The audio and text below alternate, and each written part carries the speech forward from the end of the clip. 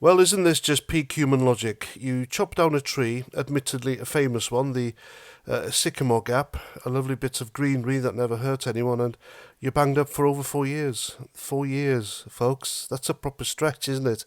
Meanwhile, if you're caught watching kids being, interfered with, vile, stomach-churning depravity, and what you get? A pat on the head and a free bus pass, like Hugh Edwards. He did 0 time, nothing, nada, zilch. Makes perfect sense, doesn't it? Welcome to the moral swamp we call justice in Britain 2025.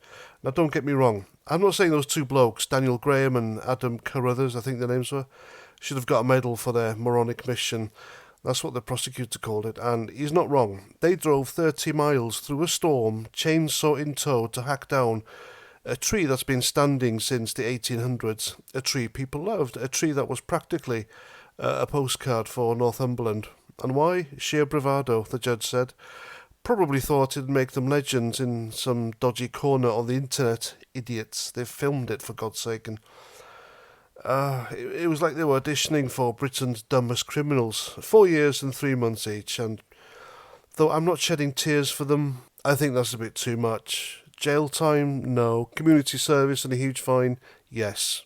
And here's the thing. We've got a justice system that'll throw the book at you for felling a tree. Fair enough. It was a cultural treasure, part of Hadrian's Wall, a UNESCO site, all that jazz. But then you've got people, and I'm not naming names, sod it, Hugh Edwards, who got caught with the most heinous material imaginable, stuff that scars kids for life, and they walk away free, whistling, no jail, no consequences. And it's not just Hugh Edwards.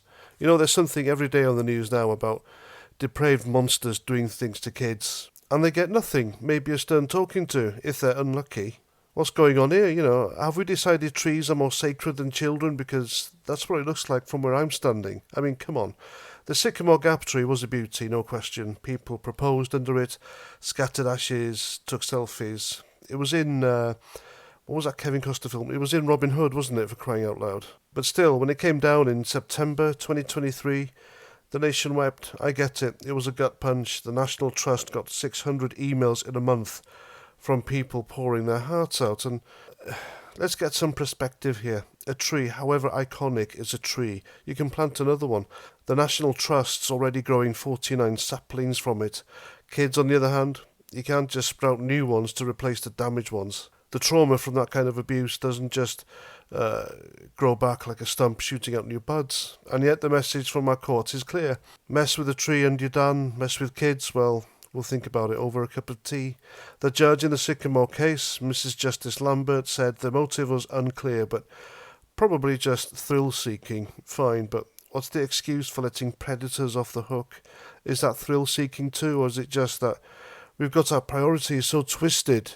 We're punishing arboricide like it's the crime of the century while shrugging at horrors that make us sick to our stomachs. Look, I'm not saying we should let tree fellers walk free. These two clowns knew what they were doing and they revelled in the chaos they caused, swapping messages about how their stunt went viral. It was pathetic, but if we're going to lock people up for 4 years for killing a tree, how about we waive some of that outrage for crimes that destroy lives, not just landscapes? Because right now it feels like we're living in a world where the sycamore's worth more than a child's safety. And if that doesn't make you want to scream, I don't know what will.